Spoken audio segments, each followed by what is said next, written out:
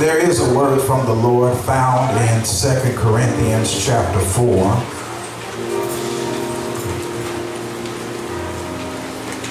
2 Corinthians chapter 4. If you are physically able, we ask that you would stand for the reading of God's holy word.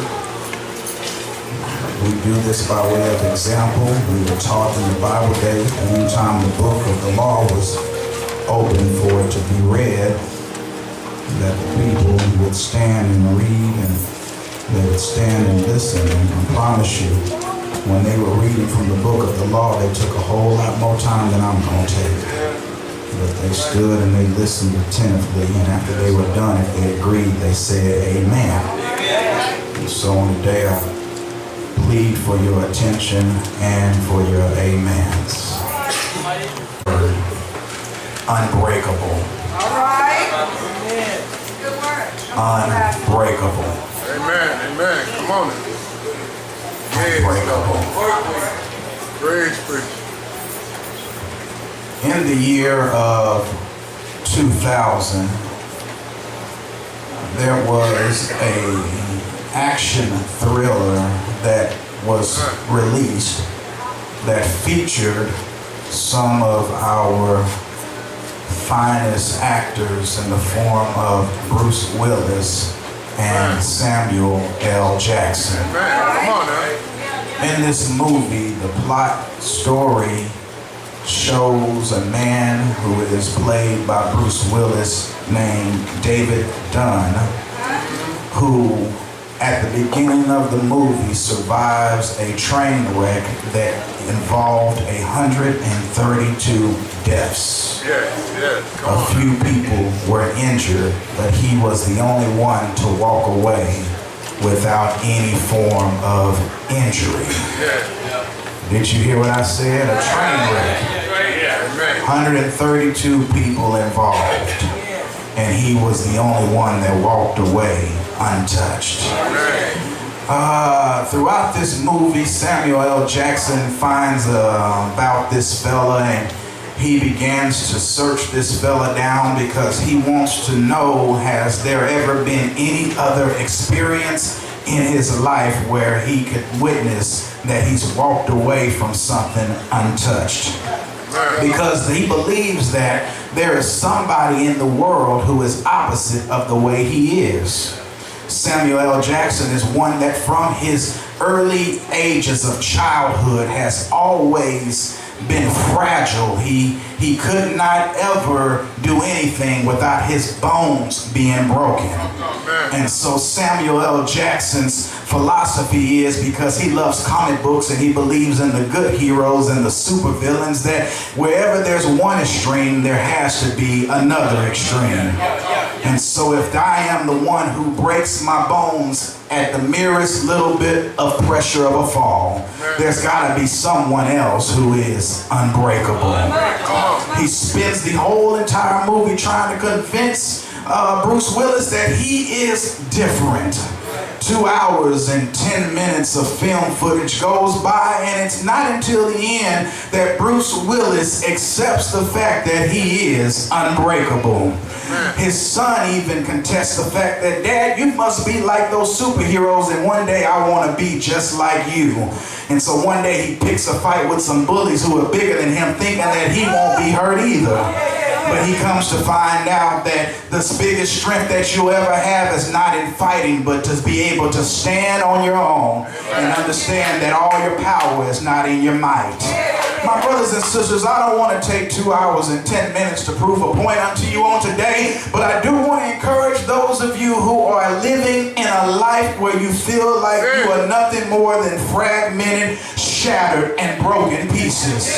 Because the Bible teaches us something on today, that Paul lets us know that anybody who wants to be involved in this Christian walk must understand one thing: we might get knocked down, but we're never knocked out. I hope y'all help me preach on today, because there's something that we must understand here, that we may have cried our tears, we may have had some sleepless nights, we may have had some folk who have turned their backs on us, but at the end of the day, day, the truth still remains the same, that we are unbreakable.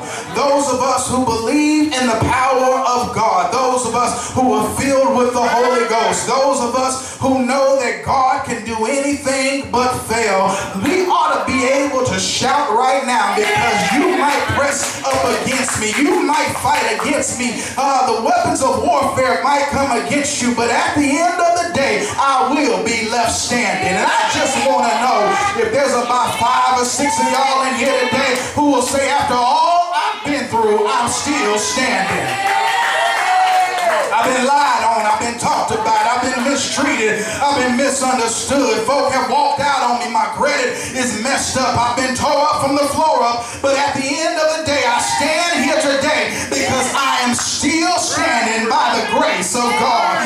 Paul opens up this text in verse number 1 saying that seeing that we have this ministry, as we have received mercy, we do not faint, we do not lose heart. I come to tell somebody on the day that if you are a believer in Jesus Christ, who was hung up on that Friday evening and rose on that Sunday morning, then you ought to understand that the devil might get his hands around your throat, but he'll never be able to choke the life out of you. I come to tell somebody on the day that friends may not treat you like they used to. Family members may have turned their backs on you. Folks may have scandalized your name. They may mistreat you. They may misunderstand you. But at the end of the day, we've got a testimony. We are troubled on every side, but we're not distressed. We are perplexed, but we're not in despair. We're persecuted, but we're not forsaken. We get cast down, but we're utterly not destroyed. Why? Because God within us makes us unbreakable.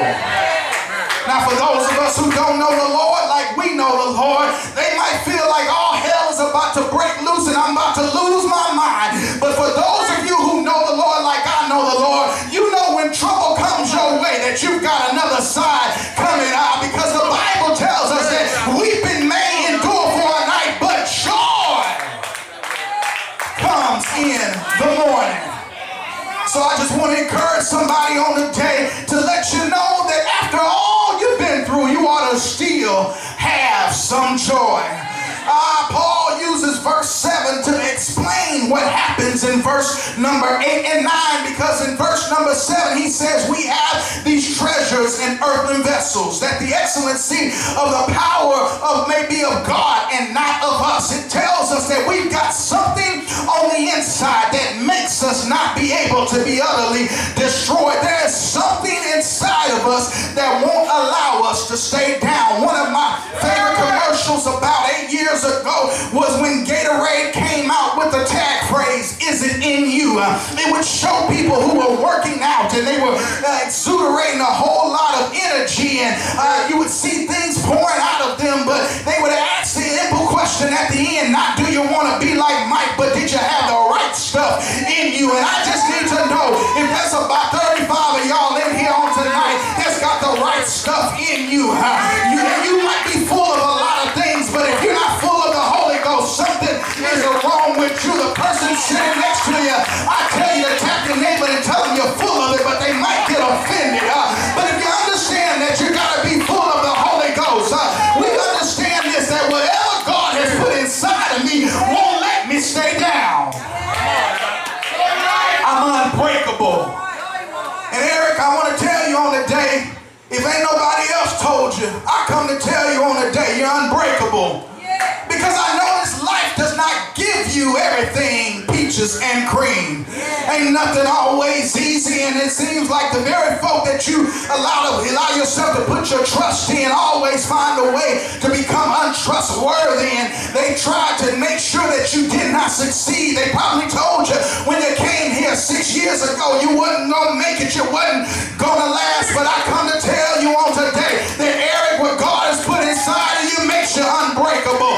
I come to tell members of Emmanuel and Right Way, what God has put inside of you makes you unbreakable. I know that sorry Negro did you wrong, but you're unbreakable. I know your family members don't treat you like they ought to, but you're unbreakable. I understand that you're going through hell and high water, but you're unbreakable. I wish I had somebody in here who would just testify to yourself on the day and touch yourself and say, self,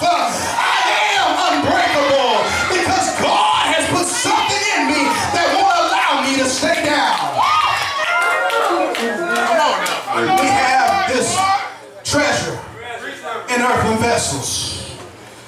The thing about these vessels is they are very weak vessels.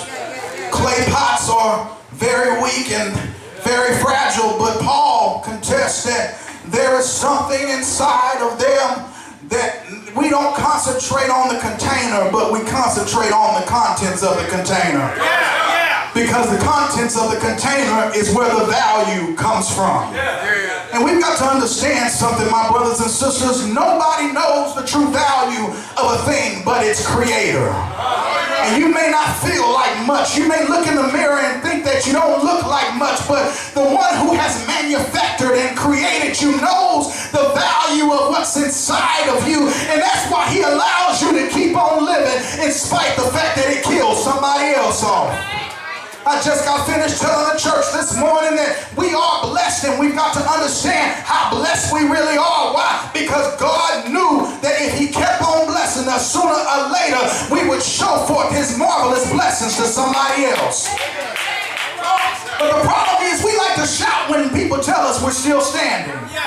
We like to shout when people tell us, oh, all hell's gonna break loose, but God will turn it around. We like to shout when people tell us that you don't have to cry no more. You cried your last tear, you hurt your last hurt. You know, y'all wait for the preacher to say that so you can jump on your feet, but I come to tell somebody on the day, you have to go through some things. You've got to go through some things to just prove how strong God is within you. That's why the Bible says, greater is he that is within me than he that is within the world. Why? Because when God is for me, he's more than the world against me. And I just want to know on the day, is there anybody who's got something on the inside that begins working on the outside and it's changed your whole life? My brothers and sisters, we're not unbreakable because we've been so good, because we've been so kind. We're not unbreakable because we studied a whole lot. We're not unbreakable because we pay our tithes. We're not unbreakable because we've been good to everybody. We're only unbreakable because the hand of the Lord is still on our lives. And the fact of the matter is, my brothers and sisters, you need the hand of God to get through perplexities. You need the hand of God to go through trials and tribulations. You need the hand of God in your life if you're going to endure this life of ministry in which God has called us to. Paul tells us that in all these things we are troubled on every side. All around us is trouble.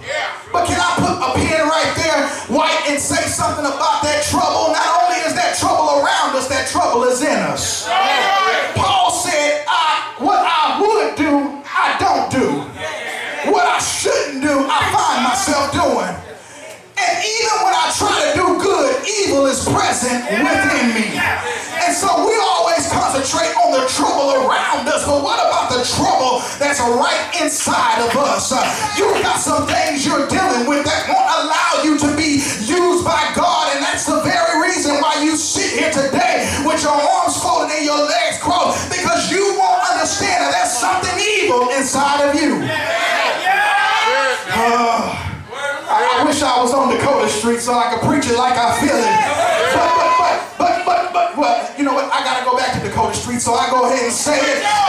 If you don't understand the fact that you've got to follow the pastor and what the pastor says go, you've got some evil inside of you. When you try to pastor on top of the pastor, that means you've got some evil things going on inside of you. When you can't follow leadership, you remember in Joshua, the people said to Joshua, whatever you say, do. Whatever the Lord commands you to do, that's what we're going to do. But we've got folk in this generation who won't follow the man or the woman of God because they've got evil inside of them. I heard one writer say it like this. He said something like this. Most of the time, the person who says that they are trying to protect the church, that's the person we need to protect the church from. All right, I'll preach to that sign right there. The one person who says we're doing this to protect the church because we're looking out for the church, 9 times out of 10, that's the person who we ought to be protecting the church from, because there are evil intentions and agendas to run the church like they run their house, or try to run something in the church when they can't even run their house. Those things cause us to run around in circles and do the same thing, expecting different results. But I want to tell you on a day that if we're going to become an unbreakable ministry, we've got to learn how to follow the man of God. Matter of fact, we ought not even have an appreciation if we don't appreciate the fact that God called him. We ought not have an appreciation if we're not going to appreciate that God gave him the vision. We ought not have a celebration service if we're not going to celebrate the fact that he has to lead us to the promised land. Matter of fact, all this other stuff is just a shape, form, or fashion because you don't want to be known as a church who did not give your pastor an appreciation, but you appreciate your pastor by following his leadership, not by giving him a celebration.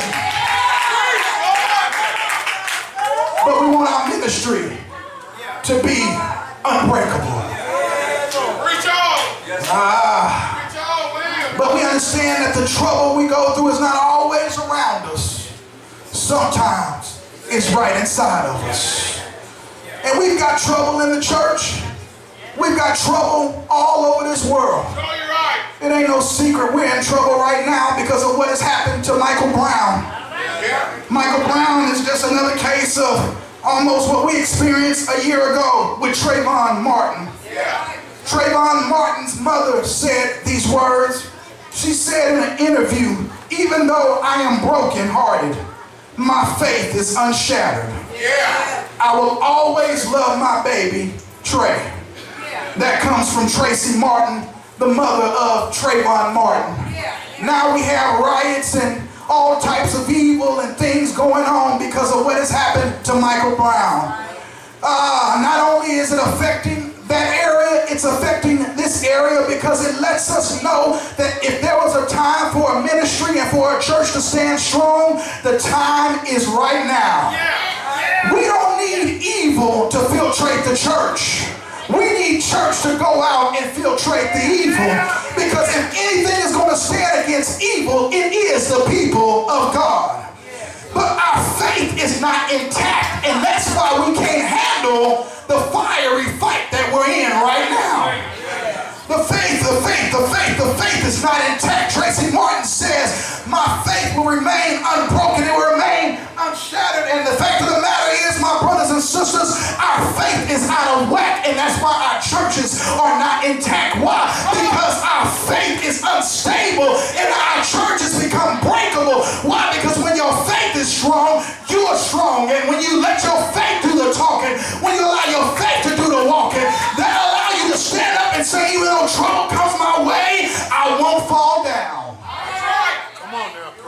Because faith finds comfort in future changes not yet experienced. Faith is not a substitute for knowledge, my brothers and sisters. Faith says, I depend on God no matter what. My logic doesn't have to make sense. My spirit makes sense that I agree in this God who can do anything. I don't use faith to help myself get ahead in life. I use faith to keep myself stable before the unstable situations and circumstances that come through this life. I believe that Paul had a very, very, very strong indignation that we must have faith when going through this world of paradoxical times. When you tell me that I'm going to be troubled on every side, I don't want to sign up for that. When you tell me I'm going to be perplexed, I don't want to sign up for that. When you tell me I'm going to be cast down, I don't want to sign up for that. But he tells us that as long as you have faith, you are not distressed, you are not destroyed, you're not cast down. Why? Because my faith will help me stand when everybody else is laying down.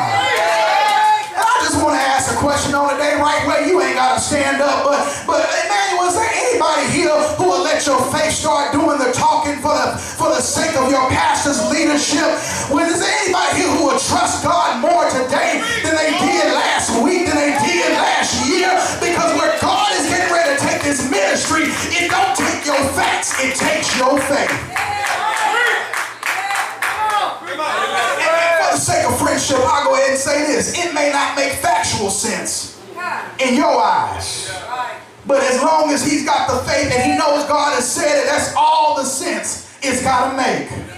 Numbers don't have to add up when you got faith. Because man makes numbers, but God makes numbers count.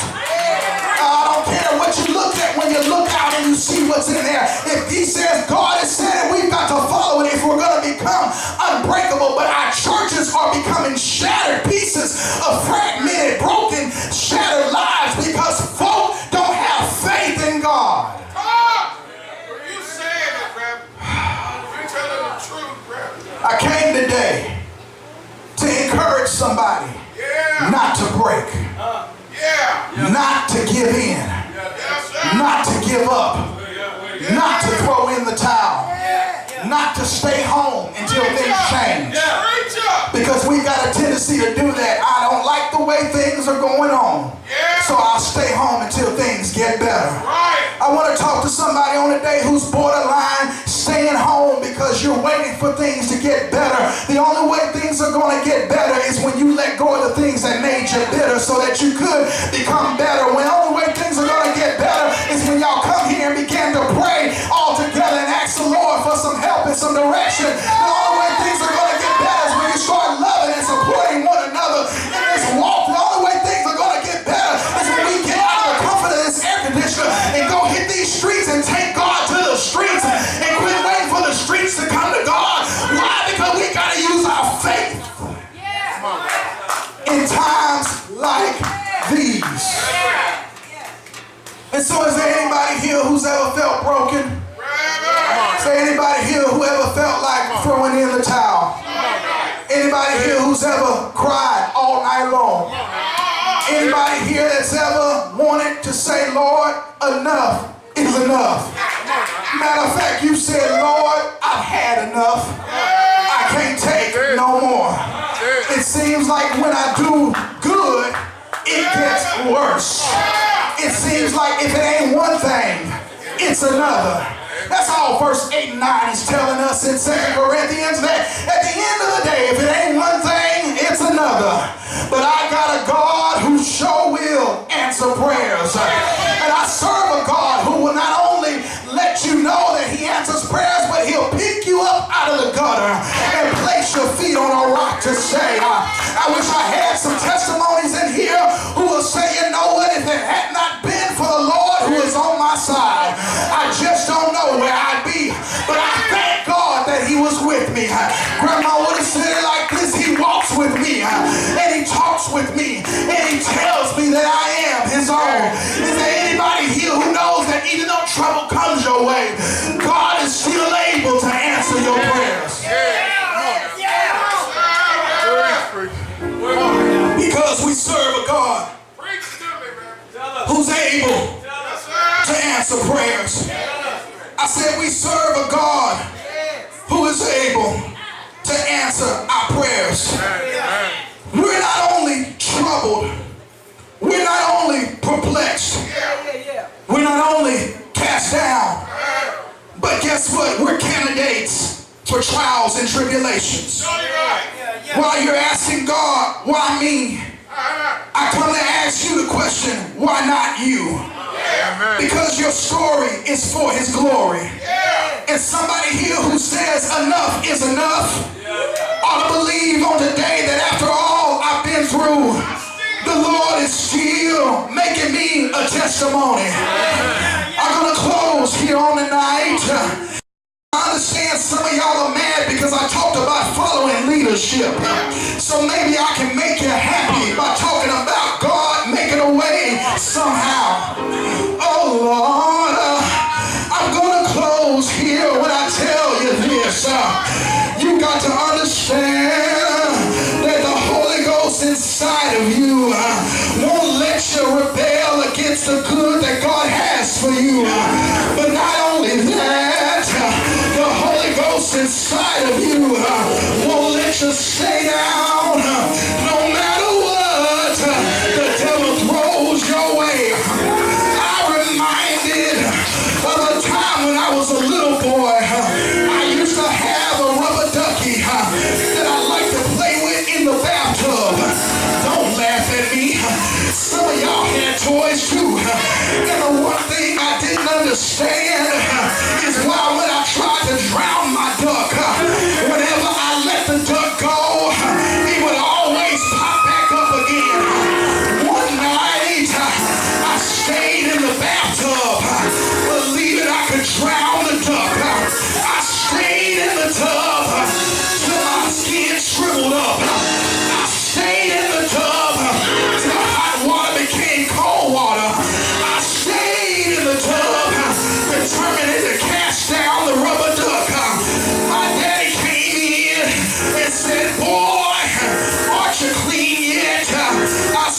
no, I haven't even started taking a bath. He said, what have you been doing all this time? I said, I've been trying to drown a duck. My dad began to laugh. I said, what's so funny? He said, no matter how hard you try, the duck will never stay down. I said, why?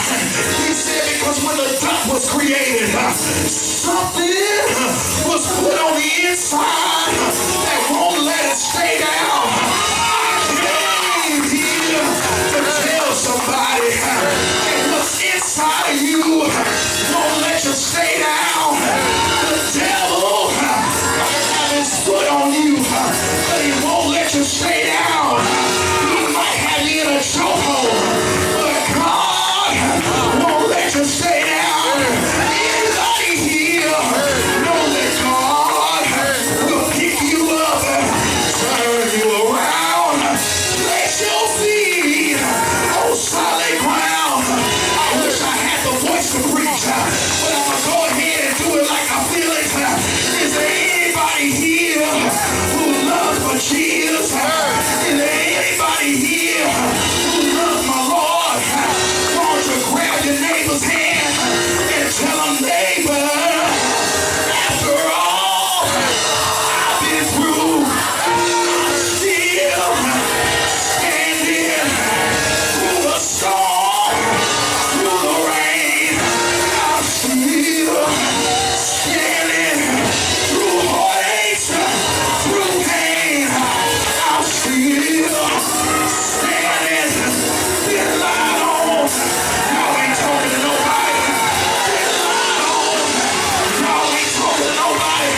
Been talked about. But I'm still standing by the word of God. If you believe that the Lord will make a way somehow, shout yes. Shout yes. Turn me up to the honors.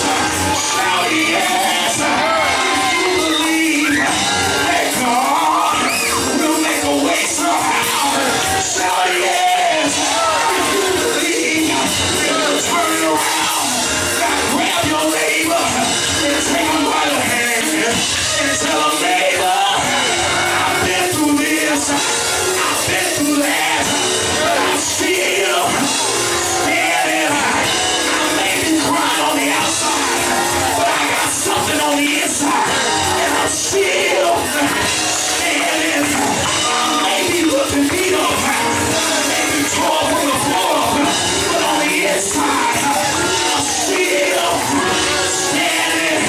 Say yes, yes, yes, yes, yes,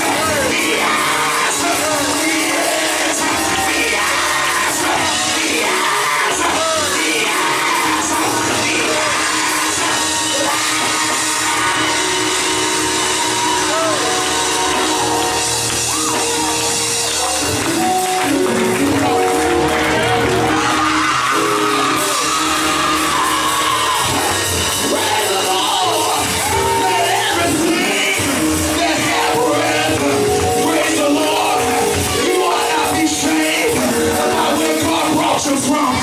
You want to be a witness.